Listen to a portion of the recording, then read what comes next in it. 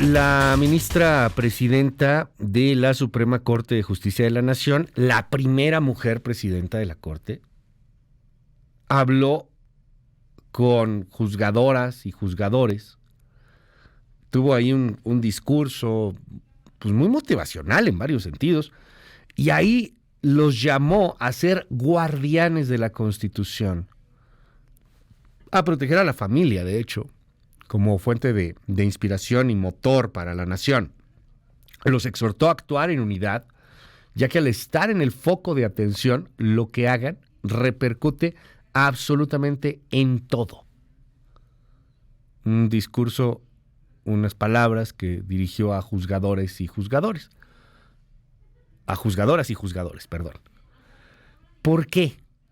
Bueno, porque en estos momentos hay un embate desde el Poder Ejecutivo, desde Palacio Nacional, al Poder Judicial de la Federación.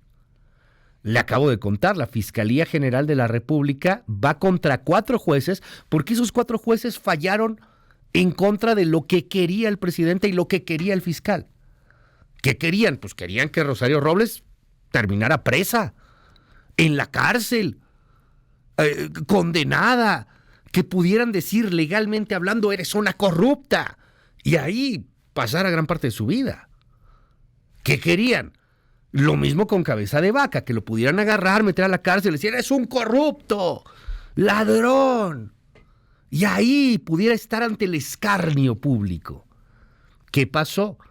Pues que se armó mal el expediente, que no se logró presentar las pruebas suficientes, que los juzgadores determinaron que eso no ha lugar, porque los juzgadores son así. No, porque las defensas también, tanto de Rosario Robles, de Cabeza de Vaca, de Ramón Sosa Montes, de Scherer, pues fueron muy buenos. De eso se trata una democracia. Usted lo ve en las películas, no sé, La Ley y el Orden, por ejemplo, perdón por citar algo así, pero usted ve La Ley y el Orden, ¿no? O lo ha visto, los abogados van y tratan de pelear y los fiscales y...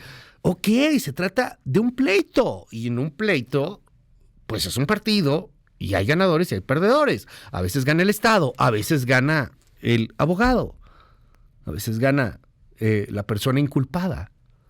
Se vale.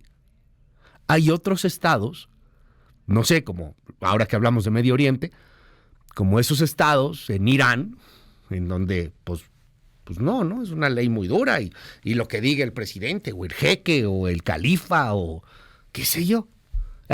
Se hace justicia rápido. Pero aquí no. Se supone que aquí tenemos un sistema de justicia. Se supone. Se supone que tenemos jueces independientes, ¿no? La mayoría al parecer lo son. Aunque yo no sé qué tan independientes van a ser cuando ven ahora una investigación encima de la fiscalía, un presidente que los señala todos los días. ¿Cómo ves tú, querido Ezra? Te mando un gran abrazo. Muy buenos días.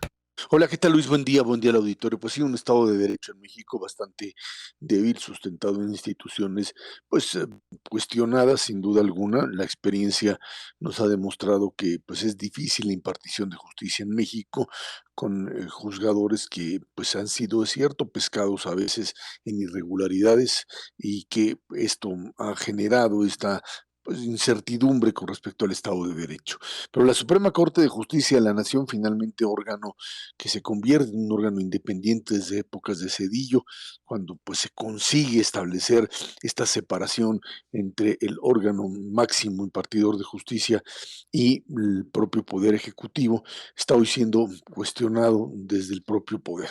Un poder del poder ejecutivo que dice abiertamente un día sí y otro también que pues los juzgadores son corruptos y que mientras no se sometan, digamos, a las decisiones que toma el Ejecutivo, a las acusaciones que se lanzan desde el Ejecutivo, simple y sencillamente se convierten en eso, en colaboradores de la corrupción, en colaboradores de los traidores a la patria. En esa definición de buenos y malos, de causas justas e injustas, es precisamente donde pues se da esta discusión con respecto a si la Suprema Corte es el último dique para la democracia, el último dique que sostiene una democracia mexicana, en donde, como decías al inicio del noticiero, Luis, pues estamos ante la posibilidad de que en un mes el Consejo General del INE pues se convierta básicamente pues en un órgano otra vez, si no en manos de la 4T, sí en un órgano que tenga poca capacidad de funcionar,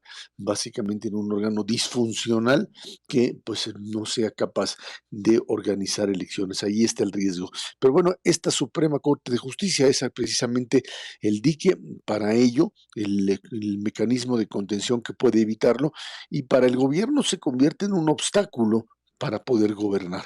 Es realmente no el equilibrio de poderes que uno normalmente pues trata de entender con respecto a una Suprema Corte de Justicia, sino un obstáculo real sobre el cual tratan de enfrentar. Una institución que ha resistido, es cierto, solo que ha tenido pues distintos matices a la hora de la resistencia. Frente a Arturo Saldívar, cuando Arturo Saldívar era directamente el propio presidente, y hay que entender que el presidente de la Corte, pues no es que la controle totalmente, pero sí tiene capacidad de manejar temas, de posponer temas, de guiar resoluciones, de establecer formas e instrumentos para que las resoluciones giren en una u otro sistema. Así lo hizo, por ejemplo, Saldívar en el caso de la reforma eléctrica, cuando pues le dio o estableció, manejó cierto tipo de argumentaciones que finalmente permitieron, usando los recursos que tenía, pues votaciones incluso en partes en cachitos de la propia reforma y que terminan pues procediendo a ser aprobadas o por lo menos a que el recurso de inconstitucionalidad pues no pueda directamente aprobarse y de esa manera pues queda ahí en el limbo. Recordemos, pues no se consiguen los 8 votos de inconstitucionalidad. Un Arturo Saldívar cercano, digamos, al poder, un Arturo Saldívar que trató de pues encontrar un mecanismo de funcionamiento de la Corte con la idea de que podía hacerlo siendo, si no un alfil del propio presidente, sí alguien que estaría en línea identificado políticamente con la Cuarta Transformación.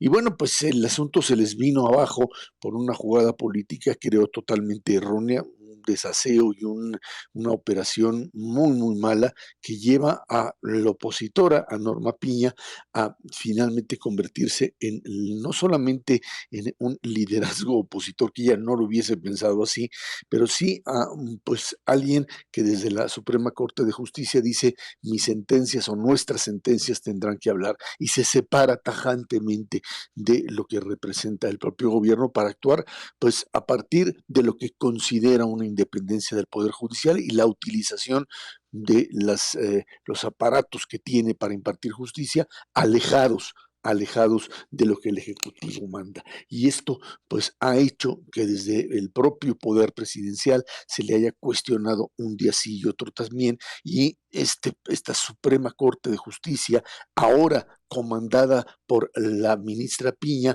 es sin duda alguna ya o tiene una característica diferente a la que tenía con Saldívar. No porque hayan cambiado los jueces, no porque haya cambiado la forma de moverse, sino porque tanto las agendas como la libertad que tienen para moverse, así como la forma de establecer los propios acuerdos, tiene, digamos, dinámicas, Luis, muy diferentes a las que tenían con Saldívar y les da una posibilidad de actuar mayor. Los ataques permanentes que sufren desde el Ejecutivo les dan a sí mismo o se convierten en un acicate, en un incentivo muy, muy fuerte para decir, a ver, más allá de la presión política tenemos la posibilidad de actuar y en ese sentido hemos visto que las decisiones en la Corte desde que Piña llegó ahí allí han sido notoriamente adversas al gobierno de la República. Y por eso es que,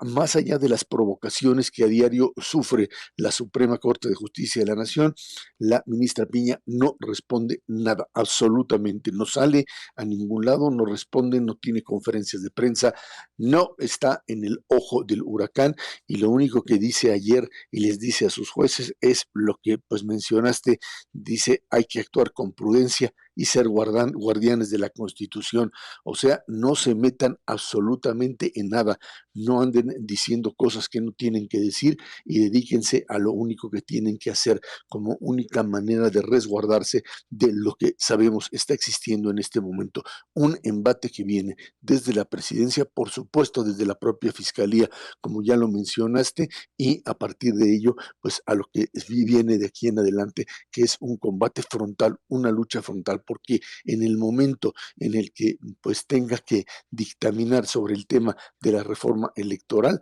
allí vamos a ver ahora sí que la confrontación directa, el choque sin ningún tipo de amortiguador, en donde se estará decidiendo si finalmente la capacidad de control del propio Instituto Nacional Electoral y del proceso electoral estará en manos del gobierno o no, más allá de la manera en la que el propio gobierno pueda llegar en un momento determinado a operar para tener cierta mayoría en el Consejo General del INE. La reforma electoral se convierte sin duda alguna en el campo de batalla jurídica y en donde la ruptura que está a flor de piel entre ejecutivo y judicial estará ahí presente. Norma Piña es una figura que va más allá del concepto de las instituciones. Instituciones, es cierto, Luis, instituciones que viven un embate desde el poder, un poder que gira y que se acerca a modelos autoritarios y en donde la resistencia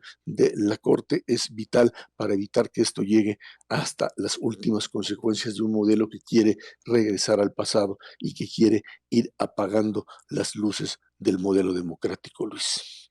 Muchísimas gracias, Ezra. Te seguimos en tu red. ¿Cuál es? @ZShabot, ahí estamos. Mil gracias, Ezra. Te mando un abrazote, gracias. Ahí en @ZShabot. Gracias, Ezra Shabot. Son las 7 de la mañana con 27 minutos. Siga a Ezra ahí en su Twitter y en todas sus redes.